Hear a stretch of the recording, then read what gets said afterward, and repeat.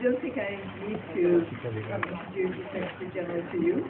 I just want to say that it's been a great pleasure to be able to welcome him to my home. I can't say to Burma because this is not the first time he's been to Burma. He's been welcome to Burma before, but this is the first time I've been able to welcome him to my home, and it's been a great pleasure to meet him and to meet his son.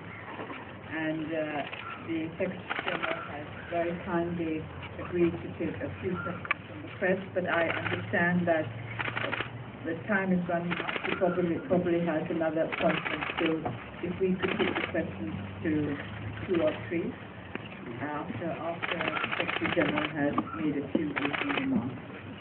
Thank you, Aung San Suu Kyi. Good morning, ladies and gentlemen. Nivulapa. It's a great honor for me to finally have a face-to-face meeting with Aung San Suu Kyi. It's not the lack of my trying, but simply it didn't happen and they didn't allow. Only at the 3rd time I'm meeting her, and we had a very constructive exchange of views on all spectrums of the issues which Myanmar government and Myanmar people will work together with the international community, including the United Nations. In fact, even though this is the 1st time, we have been in constant contact through telephone or correspondence, or through my special advisors, particularly Vijay Nambiar. What I saw afar has been confirmed this morning. She is a strong and dedicated leader of this country for democracy and development and human rights for all. I, like everybody in the world, fully admire her leadership and commitment during that 2 decades for peace and development and human rights of this country, of this region, and for the world. She has been symbol of our hope for human rights for all around the world. I congratulated her on her election as a parliamentarian, and I also commended her decision of yesterday to take oath and become a parliamentarian. I know that it must have been a very difficult decision. Politicians sometimes will continue to have differences on some issues, but real leaders demonstrate flexibility for the greater cause of people or country. And this is what she has done yesterday, and I really admire and respect her decision. I'm sure that she'll play a very constructive and active role as a parliamentarian for the betterment and well-being of this great country. In the course of my meetings with the President Thein Sein and Aung San Suu Kyi and other leaders of this government, I have always emphasized the importance of flexibility and wisdom and compromise when they discuss about all different ideas and options and policies, regardless of what party one represents.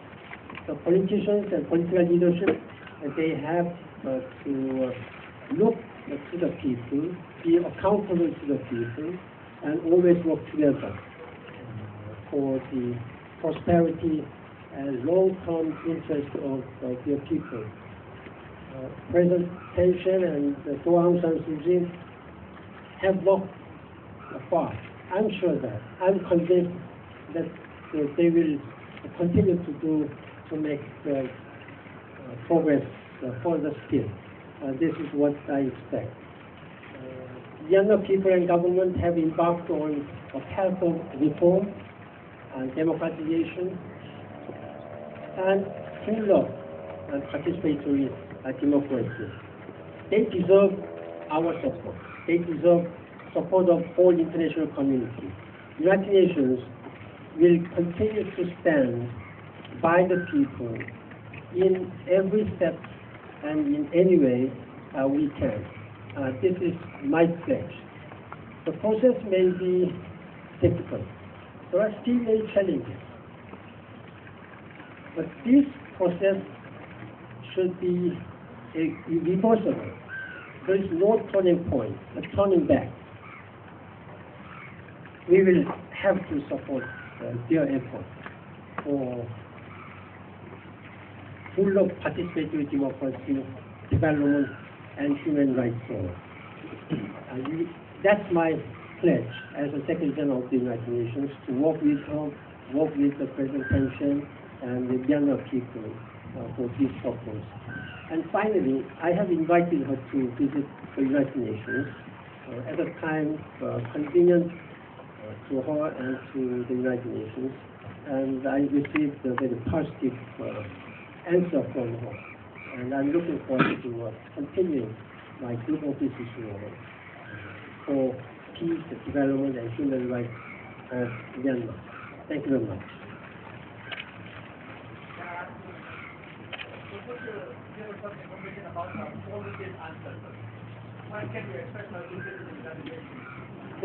Please ask to Aung San Suu Kyi. I didn't give a definite date. I would like to go to the United Nations, and I will make every effort to do so, but I can't say when I shall be going. We will continue to discuss this. What message are you going to convey to the military delegates in your capacity as the parliamentarian? I think I would rather you confine your questions to those connected with Secretary General's visit, because we only have time for 2 or 3.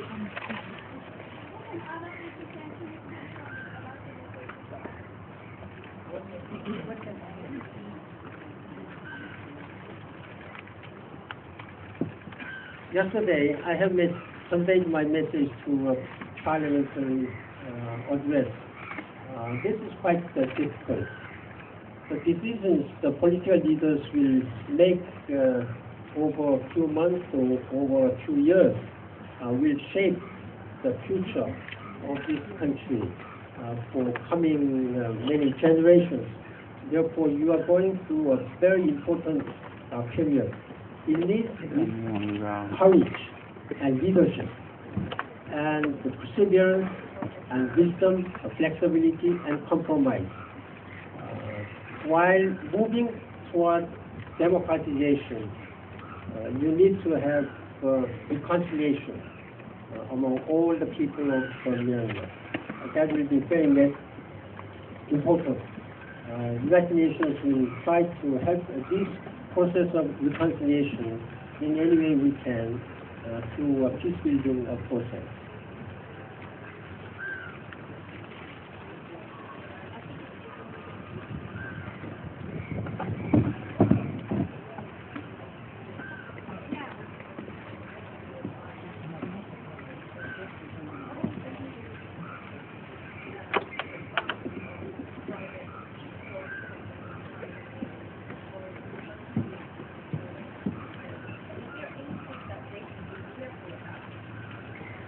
It's difficult to answer this question in a few short sentences, but I've always said that what's important is that whatever aid comes to Burma, whether development aid or humanitarian aid, should come in such a way that it empowers the people and decreases the dependency on the government. That is the only way in which we can ensure that the democratic process in Burma will go along the right path. And I think the Secretary General understands my concerns. About your second part, there is a high expectation of international community.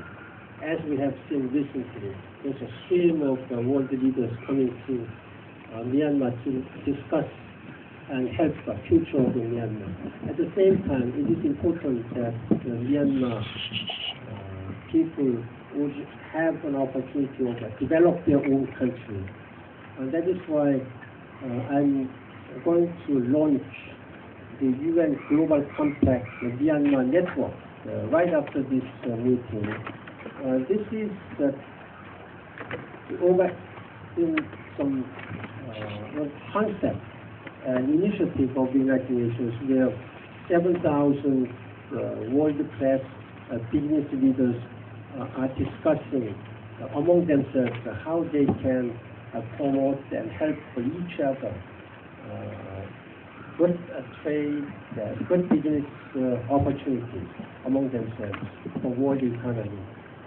I hope that Myanmar's local business entrepreneurs will have opportunity to fully utilize and interact with international business leaders to widen and deepen their business opportunities for direct foreign investment as well as job creation.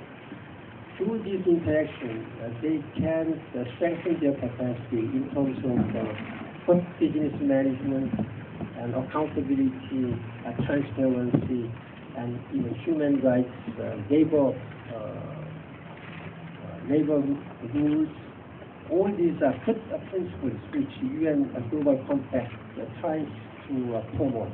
I hope that this will be a good opportunity for them to mutually benefit for economic development.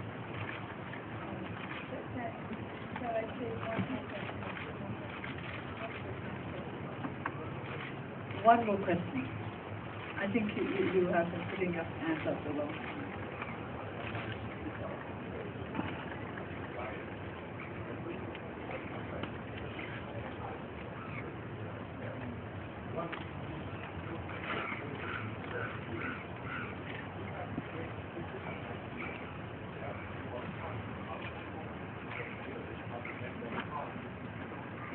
We have always believed in flexibility in the political process, not just as now that we are going to be members of parliament, that we have always believed in being flexible throughout the years of our struggle, because that is the only way in which we can achieve our goals without violence. So I do not think flexibility is going to be a new concept for us, that's newly acquired because we are going into the National Assembly. It has been part of the political equipment with which we have been working for the last 23 odd years. I'm afraid I must bring this press conference to an end because I don't want the Secretary General to be late for his other appointments. Thank you very much, and I'm sure you will finish well. All looking forward to meeting the Secretary General again. Thank you very much. Thank you.